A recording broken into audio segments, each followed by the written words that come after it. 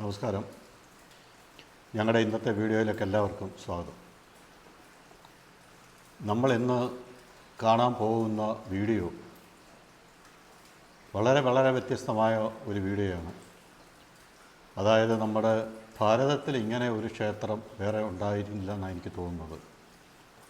അതുപോലെ തന്നെ ആ ക്ഷേത്രം പണിത വ്യക്തികളും. കാരണം 450 വർഷങ്ങൾക്ക് മുമ്പ് പാലൻ പുലയൻ എന്ന ഒരു വ്യക്തിക്ക് വേണ്ടി അന്നത്തെ ഒരു ദേശത്തിൻ്റെ മൊത്തം അധിപനായിരുന്ന ഒരു നാടുവാഴി തറവാട്, അതായത് ചിറ്റേടത്ത് തറവാട്ടുകാർ, ഒരു നായർ കുടുംബം പണി കഴിപ്പിച്ച ഒരു ക്ഷേത്രം. അപ്പോൾ ആ ക്ഷേത്രവും ഈ പാലൻ പുലയൻ എന്ന വ്യക്തിയും തമ്മിലുള്ള വളരെ ചരിത്ര പ്രാധാന്യമായ ഒരു ബന്ധമുണ്ട്. ആ ബന്ധമാണ് ഇന്ന് നമ്മൾ അറിയാൻ പോകുന്നത്. ഈ ക്ഷേത്രത്തെ പറ്റിയുള്ള ഐതിഹ്യം അതുതന്നെയാണ്. ആ ദേശത്തിൻ്റെ മുഴുവൻ അവകാശികളായിരുന്ന ചിറ്റേടത്ത് നായർ കുടുംബത്തിലെ അന്നത്തെ കാരണവരായിരുന്ന ചിറ്റേടത്ത് ശങ്കുപിള്ള ഐത്യത്തിനും അനാചാരങ്ങൾക്കും അന്ധവിശ്വാസങ്ങൾക്കും എതിരെ ശക്തമായ രീതിയിൽ നിലകൊണ്ട വ്യക്തിയായിരുന്നു. അദ്ദേഹത്തിൻ്റെ തറവാട് നമുക്ക് ഈ വീഡിയോയിൽ വ്യക്തമായി കാണാം. അതുപോലെ ഇപ്പോഴത്തെ അവിടുത്തെ അവകാശിയെയും കാണാം. അപ്പോൾ അദ്ദേഹം എന്നോട് പറഞ്ഞത്, സ്വന്തം അമ്മയെ കൊണ്ട്, ചിറ്റേടത്ത് ശങ്കുപിള്ള സ്വന്തം അമ്മയും കൊണ്ട് തൻ്റെ തറവാടിൻ്റെ തിണ്ണയിൽ ഇലയിട്ട് അന്ന് പുലയ സ്ത്രീകൾക്ക് അവിടെ സദ്യ ഒരുക്കി കൊടുത്തു, വിളമ്പി കൊടുത്തു എന്നാണ് അദ്ദേഹം പറഞ്ഞത്. അത്രമാത്രം പുരോഗമന ചിന്താഗതിക്കാരനായിരുന്ന ഒരു വ്യക്തിയായിരുന്നു ചിറ്റേടത്ത് ശങ്കുപിള്ള. അദ്ദേഹം ഒരു ആചാനുബാഹുവായിരുന്നെന്നാണ് ഇപ്പോഴത്തെ തലമുറയിലെ അദ്ദേഹം എന്നോട് പറഞ്ഞത്. അദ്ദേഹത്തെ ഒരു കാരണവശാലും മുന്നിൽ കൂടെ വന്ന ആർക്കും കീഴ്പ്പെടുത്താനോ, വലിയ അഭ്യാസിയും ആയോധന കലകളിൽ വളരെ വൈദഗ്ധ്യം നേടിയ വ്യക്തിയുമായിരുന്നു അദ്ദേഹം. വൈക്കം സത്യാഗ്രഹ സമയത്ത് അദ്ദേഹത്തെ വധിക്കുകയാണ് ഉണ്ടായത്. അവിടെ നിന്നും അദ്ദേഹത്തിൻ്റെ ഭൗതിക ശരീരം, അന്ന് വേറെ മറ്റ് റോഡ് മാർഗങ്ങളൊന്നും സൗകര്യങ്ങളൊന്നും കൂടുതലില്ലാത്തതുകൊണ്ട് അവിടുന്ന് കാളവണ്ടിയിലാണ് അദ്ദേഹത്തിൻ്റെ തറവാട്ടിലെത്തിച്ചതെന്ന് അവിടുത്തെ ഇപ്പോഴത്തെ കാരണവരെന്നോട് പറഞ്ഞു. അപ്പോൾ ആ തറവാടുകളും ഒക്കെ നമുക്കൊന്ന് കാണാം. ഈ പാലൻ പുലയൻ എന്ന പയ്യനുമായിട്ടുള്ള ഈ കുടുംബത്തിൻ്റെ ബന്ധം, അതെല്ലാം നമുക്ക് ഈ വീഡിയോയിലൊന്ന് മാക്സിമം നിങ്ങളെ ഷെയർ ചെയ്ത് ഞാൻ കാണിക്കാം. അപ്പോൾ നമുക്ക് ആ ക്ഷേത്രത്തിലേക്കൊന്ന് പോകാം. ഇത് നമ്മൾ ആ ക്ഷേത്രത്തിലേക്ക് പോകുന്ന വഴിയാണ്. അപ്പോൾ ഈ ക്ഷേത്രത്തിലേക്ക് പോകുന്നതിനായിട്ട് 2 വഴികളുണ്ട്. ഇതൊരു എളുപ്പ വഴിയായതുകൊണ്ട് ഞാനിത് തിരഞ്ഞെടുത്തത്. പക്ഷേ ഈ വഴി ഇച്ചിരി റിസ്ക്കുള്ള വഴിയാണ്. അപ്പോൾ നമ്മുടെ ഇടതുവശത്ത് കാണുന്നത് നല്ല ആഴമുള്ളൊരു കനാല്. ഈ കനാലിൻ്റെ കരയിലൂടെ ഉള്ള വഴിയായത്. അപ്പോൾ ഈ വഴി അങ്ങ് വരെ, ക്ഷേത്രത്തിൻ്റെ അടുത്ത് വരെ കനാലിൻ്റെ സൈഡിൽ കൂടിയാണ്. ഇതാണ് നമ്മൾ പറഞ്ഞ ക്ഷേത്രം, പാലൻ പുലയ ക്ഷേത്രം. അപ്പോൾ ഈ ക്ഷേത്രത്തിൻ്റെ ഐതിഹ്യമാണ് അവിടെ എഴുതി വെച്ചിരിക്കുന്നത്. അപ്പോൾ ഇദ്ദേഹം ഈ നാട്ടുകാരനാണ്. അദ്ദേഹം എന്തോ പറയുന്നത് നമുക്കൊന്ന് കേൾക്കാം. പിന്നെ ഈ ആറിൻ്റെ ഇക്കര നിന്ന് അക്കരെ ചിറ്റേടത്ത് കുടുംബത്തിലെ കാരണവരെ വിളിച്ചു. അന്ന് തീണ്ടലും തൊടിയിലൊക്കെ ഉള്ള കാലം.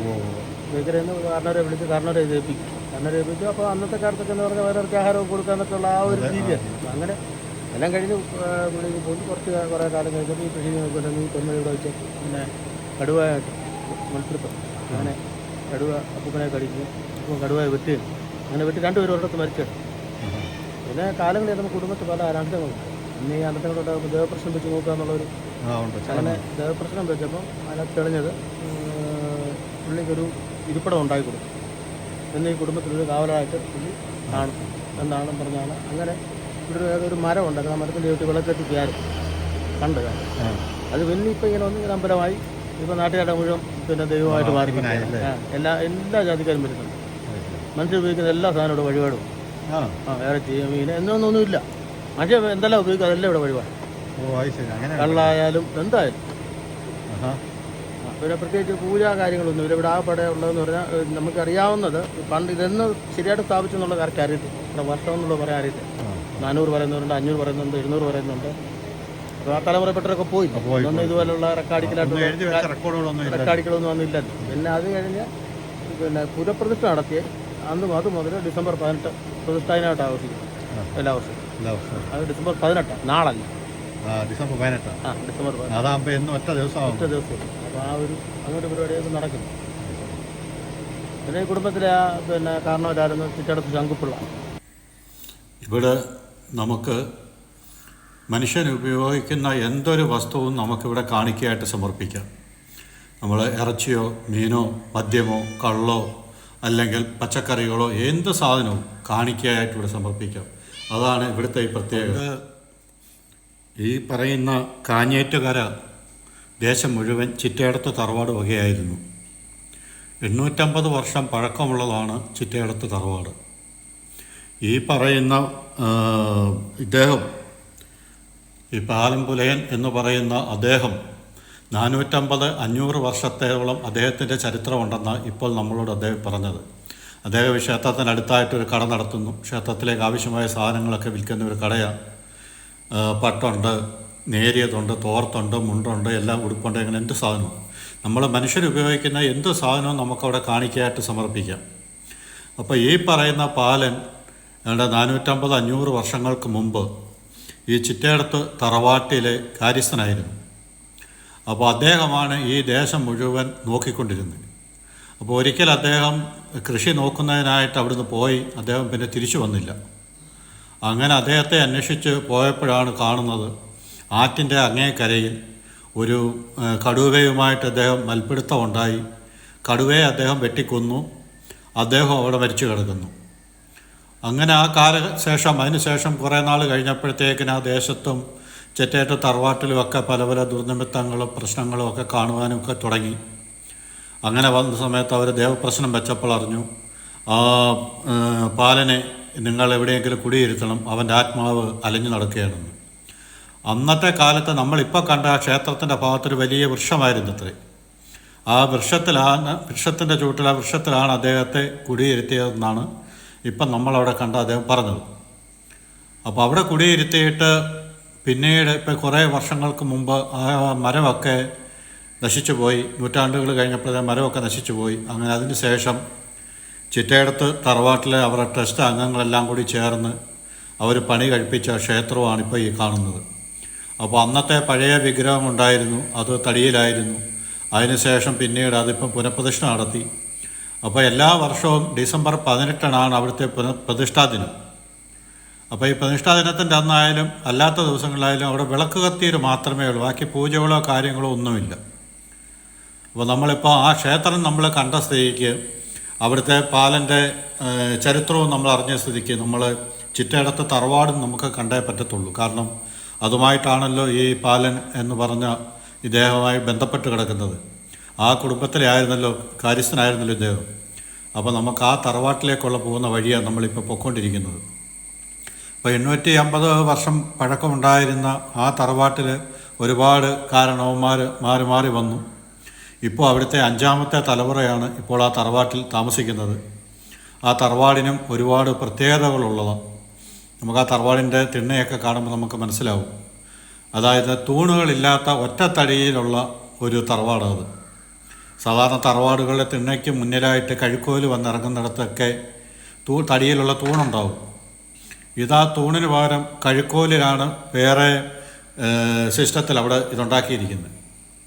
ഇത് നമ്മുടെ ബ്ലോക്ക് പഞ്ചായത്ത് ചിറ്റയടത്ത് ശങ്കുപിള്ളയുടെ സ്മരണയ്ക്ക് വേണ്ടി ഗവൺമെൻറ് പണിത ശിലാഫലകവും കണ്ടില്ലേ, ചിറ്റയടത്ത് ശങ്കുപിള്ള സ്മാരക ശിലാഫലകം. അതിനുള്ള അദ്ദേഹത്തിൻ്റെ ഓർമ്മയ്ക്ക് വേണ്ടി ഗവൺമെൻറ് പണി കഴിപ്പിച്ചതാണ് ഈ സ്തൂപം. ഇലന്തൂർ ബ്ലോക്ക് പഞ്ചായത്ത്. അപ്പം അന്ന് ഈ ചിറ്റയടത്ത് ശങ്കുപിള്ള എന്ന് പറയുന്ന ആ മഹാനായ വ്യക്തി എത്ര വലിയ മനസ്സിൻ്റെ ഉടമയായിരുന്നു എന്ന് നമുക്ക് മനസ്സിലാവും. നമ്മൾ ചിറ്റയടത്ത് തറവാട്ടിലോട്ട് കയറുകയാണ്. ഈ വലതുവശത്ത് കാണുന്നത് അത് ചിറ്റയടത്ത് തറവാടിൻ്റേതായിട്ടുള്ളൊരു പഴയ കെട്ടിടമായിരുന്നു. അപ്പോൾ അത് ഇതുവരെയും പൂർത്തീകരിച്ചിട്ടില്ല. ഇദ്ദേഹമാണ് ഇന്ന് ചിറ്റയടത്ത് തറവാട്ടിലെ ഇപ്പോഴത്തെ അവകാശി. നമ്മൾ ചിറ്റയടത്ത് തറവാടിൻ്റെ മുറ്റത്തേക്ക് കിടക്കുകയാണ്. ഒരുപാട് മഹാന്മാർ വന്നുപോയി ഇവിടെ ഇരുന്ന് ഭക്ഷണം കഴിച്ചു പോയ തറവാടാണ് ഇപ്പം നമ്മൾ കണ്ടത്. അപ്പോൾ ആ തറവാട്ടിലാണ് നമ്മുടെ അയ്യങ്കാളി, വേറെ മറ്റൊരു അദ്ദേഹത്തിൻ്റെ പേര് അദ്ദേഹം പറയുകയുണ്ടായി. അവരൊക്കെ ഈ വീട്ടിൽ ഒരുപാട് പ്രാവശ്യം വന്നിട്ടുള്ളവരാണെന്ന് പറഞ്ഞു. ഈ തിണ്ണയിലാണ് അദ്ദേഹത്തിൻ്റെ പണ്ടത്തെ നമ്മുടെ ചിറ്റയടത്ത് ശങ്കുപിള്ള അമ്മയെ കൊണ്ട് അന്നം വിളമ്പി നൽകിയ വരാന്ത ഈ കാണുന്നതാണ്. ഈ തറവാടിൻ്റെ പ്രത്യേകത കണ്ടില്ലേ, ഇതിനൊന്നും തൂണില്ല. അതുകൊണ്ട് ഈ കാണുന്ന ഈ കഴുക്കോലിൽ കാണുന്ന ഈ അടിച്ചു കയറ്റിയിരിക്കുന്ന തളയാണ് ഇതിനെ മൊത്തം താങ്ങി നിർത്തിയിരിക്കുന്നത്. അല്ലാതെ വീടിൻ്റെ മുന്നിലേക്ക് തിണ്ണയിലേക്കൊന്നും തൂണില്ലാതെ പ്രത്യേക രീതിയിൽ ഒറ്റത്തടിയിൽ തീർത്തിരിക്കുന്ന തറവാടായത്. അവിടെ നമുക്കിതേ പാലൻ പുലേൻ്റെ അദ്ദേഹത്തിൻ്റെ ഫോട്ടോ നമുക്ക് കാണാം. ഈ ഫോട്ടോയിൽ കാണുന്ന ഇദ്ദേഹത്തിൻ്റെ ഈ കാണുന്ന ഫോട്ടോയിൽ കാണുന്ന ഇദ്ദേഹമാണ് ചിറ്റയടത്ത് ശങ്കുപിള്ള എന്ന് പറഞ്ഞ രക്തസാക്ഷിയായ മഹാൻ ഇദ്ദേഹമാണ്. അദ്ദേഹം അവസാനമായി എഴുതിയ 4 കത്തുകളാണ് അതിൻ്റെ അദ്ദേഹത്തിൻ്റെ ചിത്രത്തിന് താഴെയായി കൊടുത്തിരിക്കുന്നത്. കണ്ടില്ലേ, ഈ 4 കത്തുകൾ അദ്ദേഹം അവസാനമായിട്ട് എഴുതിയ കത്തുകളാണ്. അപ്പോൾ അതിലെ വിവരണം നമുക്ക് വ്യക്തമായിട്ട് ഞാൻ കയറി വായിച്ചില്ല. ഞാൻ തന്നെ ഇരുന്നതേ ഉള്ളൂ, ഞാൻ അകത്തോട്ട് കയറിയില്ല. അപ്പോൾ അവിടെ എല്ലാവരും ഉണ്ടായിരുന്നു. ഇപ്പോഴത്തെ 5ാമത്തെ തലമുറയിൽപ്പെട്ട അവരാണിപ്പോൾ അവിടെ താമസിക്കുന്നത്.